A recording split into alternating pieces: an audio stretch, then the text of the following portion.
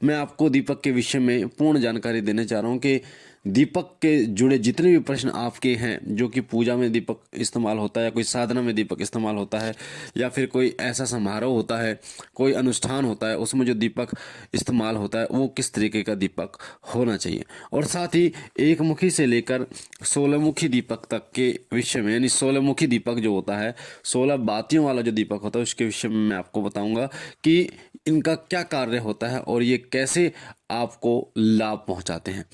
सबसे पहले मैं आपको बता दूं, अगर आप पहली बार हमारे चैनल पे हैं तो वीडियो के नीचे जो लाल कलर का बटन है सब्सक्राइब का, उसे दबा के चैनल को सब्सक्राइब कीजिए ताकि आप हमारे साथ जुड़ सकें और हमारी वीडियो सबसे पहले आपको मिले। इसके लिए नोटिफिकेशन बेल यानी घंटे के निशान को भी आप दबाइए।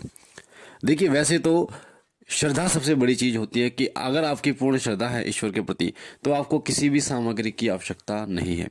पर फिर भी आज के समय में, क्योंकि इष्ट देव के प्रतीक जो है वो दीपक होता है, तो जिस घर में दीपक जलाया जाता है उस घर में उन देवता का वास होता है, उस शक्ति का वास होता है, इसलिए दीपक का महत्व सबसे ज्यादा होता है।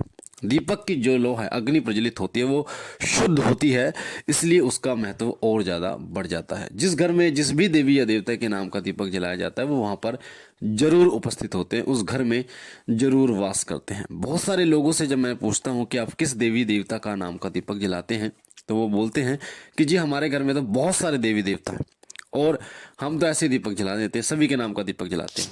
तो ऐसा नहीं होता। कभी भी कोई भी दीपक अगर जलाया जाता है तो वो केवल और केवल एक देवता का जलाया जाता है। जिस प्रकार से अगर आपके घर में 10 सदस्य हैं और अगर आप बुलाओगे तो एक सदस्य को नाम से बुलाओगे। अगर कोई व्यक्ति राकेश है तो वो राकेश आएगा 10 लोगों की भीड़ में से। अगर कोई व्यक्ति वहां से उमेश है तो उमेश ही वहां से उस भीड़ में से आएगा नाम लेकर।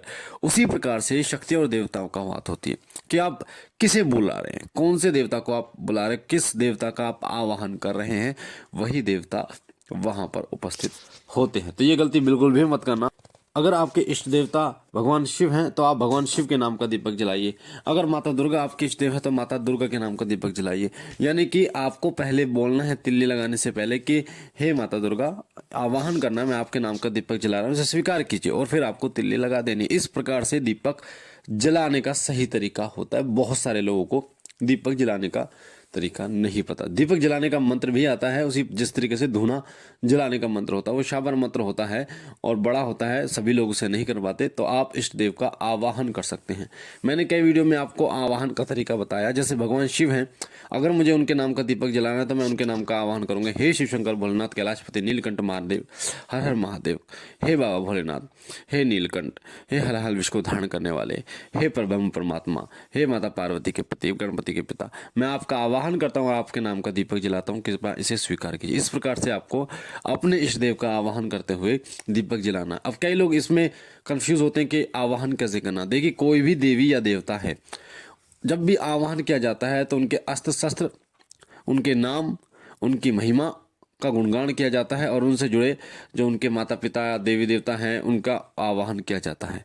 जैसे भगवान गणेश का जब आवाहन किया जाता है तो हे लंबोदर, हे गणपति, हे बुद्धि के दाता, हे माता पार्वती के पुत्र, हे भगवान शिव के पुत्र, हे बुद्धिमान, आपका मैं आवाहन करता हूँ। इस तरीके से माता दुर्गा का आवाहन करेंगे तो हे माँ जगदम्बा भगवान, हे माँ जगदम्बा भवानी, हे आदिशक्ति, हे माँ, सभी रूपों में आप ही विराजमान है, हे माता दुर्गा, मैं आपका आवाहन करता हूँ। तो नाम जरूर आपको लेना। इस प्रकार से आपको दीपक प्रज्वलित करना है। तो एक ही देवी देवता का आपको करना है जिसको आप मानते हैं। ऐसा नहीं है कि सबको आप मान रहे हैं, एक को आप माने, एक में सब आएंगे क्योंकि ईश्वर एक है। इस प्रकार से आपको दीपक जलाना है। अब दूसरी बात, दीपक जो है वो किस तरफ होना चाहिए, इष्ट देव की तरफ होना चाहिए या आपकी तरफ होना चाहिए। देखिए, इससे कोई भी फर्क नहीं पड़ता। दीपक आपकी तरफ है या फिर वो इष्ट देव की तरफ है, दीपक जलने से मतलब होता है। जैसे कई लोग, एक वीडियो में मैंने आपको बताया कि अगर दीपक में फूल बनता है, काला काला फूल बनता है जो दीपक में, इसका मतलब होता है कि आपके इष्ट देवता आपसे प्रसन्न है। तो कई भाई और बहनों ने पूछा कि वो फूल गुलाब का बन जाए, वो फूल अगर टूट जाए तो क्या मतलब है। मतलब हर चीज में वो मतलब निकालने के लिए सोचते हैं। तो फूल बनना ही पर्याप्त होता है, क्योंकि इष्ट देव की कृपा का प्रतीक ही है फूल बनना। अब वो चाहे टूट जाए, चाहे वो खड़ा रहे, चाहे वो टेढ़ा बने, चाहे मेढ़ा बने, इससे कोई भी फर्क नहीं पड़ता। उसी प्रकार से दीपक जल गया अगर दीपक जल गया इसका मतलब वो इष्ट देव को स्वीकार हो गया। अब वो चाहे आपकी तरफ हो चाहे वो दाएं हो बाएं हो, उससे कोई भी फर्क नहीं पड़ता। इस चीज़ को विशेष ध्यान रखिए। अब दीपक जो जलाए जाते हैं वो आटे का दीपक जलाया जाता है, घी का दीपक जलाया जाता है, सरसों के तेल का दीपक जलाया जाता है, तिल के तेल का दीपक जलाया जाता है, चमेली के तेल का जलाया जाता है। और उसके साथ ही 1 मुखी 2 मुखी 3 मुखी 4 मुखी 16 मुखी तक दीपक जलाए जाते हैं। जितने मुखी दीपक जलाए जाते हैं वो अलग अलग देवी देवताओं के लिए होते हैं और अलग अलग सिद्धि प्रदान आपको करते हैं। जैसे सबसे पहले तो आटे का जो दीपक जलाया जाता है वो साधना के लिए और सिद्धि प्राप्ति के लिए सबसे ज़्यादा आटे का दीपक जलाया जाता है। सबसे उत्तम होता है आटे का दीपक, उसके बाद आता है मिट्टी का दीपक साधना और सिद्धि प्राप्ति के लिए। शनिवार मंगलवार आपने देखा होगा भगवान शनिदेव और हनुमान जी के लिए आटे का दीपक विशेष रूप से जलाया जाता है। उसके बाद आप सबसे उत्तम ही है कि आप मिट्टी का दीपक इस्तेमाल करें। अगर मिट्टी का दीपक नहीं है तो आप पीतल का दीपक जो है वो इस्तेमाल आप कर सकते हैं, पर सबसे उत्तम होता है कि मिट्टी का दीपक आप इस्तेमाल करें, उससे देवता प्रसन्न बहुत जल्दी होते। तो आटे का दीपक जो है साधना सिद्धि के लिए किया जाता है प्रयोग। घी का दीपक देवी देवताओं को प्रसन्न करने के लिए, साथ ही आपके घर की आर्थिक स्थिति को सुधारने के लिए घी का दीपक इस्तेमाल किया जाता है, जो कि आप डेली सुबह और शाम जला सकते हैं।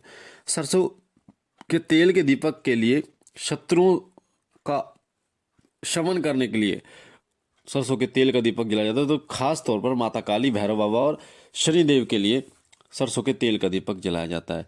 तिल के तेल का दीपक किसी भी देवता के लिए आप जला सकते हैं, वो प्रसन्न होंगे ही होंगे।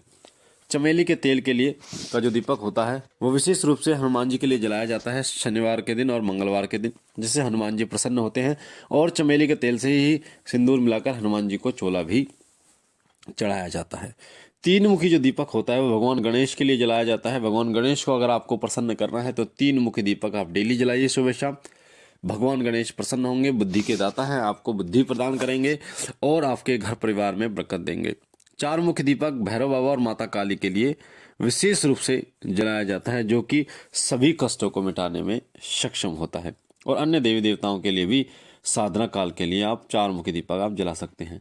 7 मुखी दीपक माता लक्ष्मी का प्रतीक होता है। जिस घर में 7 मुखी दीपक जलाया जाता है वहाँ माता लक्ष्मी साक्षात विराजमान होती हैं। 12 मुखी दीपक भगवान शिव को प्रसन्न करने के लिए जलाया जाता है। अगर आप घी या तेल का दीपक 12 मुखी दीपक भगवान शिव के आगे जलाते हैं, उनकी प्रतिमा उनके शिवलिंग के आगे जलाते हैं, तो भगवान शिव अति शीघ्र प्रसन्न होते हैं। साथ ही 16 मुखी दीपक अगर आप जलाते हैं तो भगवान विष्णु प्रसन्न होते हैं। इससे ये जो दीपक का प्रभाव इतना तीव्र होता है कि जो भी देवी देवता होते हैं उनकी ऊर्जा आप तक पहुंचती है और आप पर ये कृपा करते हैं और आपकी जितनी भी परेशानियां हैं, चाहे वो शारीरिक परेशानियां हो, चाहे वो आपकी मानसिक परेशानियां हो, चाहे जो भी परेशानियां हो, उन सभी परेशानियों का अंत करते हैं। तो दीपक के विषय में जो मैंने आपको बताया इतनी सारी चीज़ें कि दीपक कैसा होना चाहिए, किस तरफ होना चाहिए और कितने मुख्य दीपक किसके लिए जलना चाहिए, आपको समझ आया होगा। और दूसरी बात मैं आपको बता दूं, अगर कोई व्यक्ति ऐसा है जो सक्षम नहीं है देसी घी का दीपक जलाने के लिए, तो सरसों के तेल का दीपक या तिल के तेल का दीपक आप जला सकते हैं। इष्ट देव आपसे प्रसन्न होंगे ही होंगे। मुझे आशा है ये जानकारी आपको पसंद आई होगी। हम मिलते हैं एक नई जानकारी के साथ, तब तक के लिए ओम नमः शिवाय, ओम नमः शिवाय, ओम नमः शिवाय।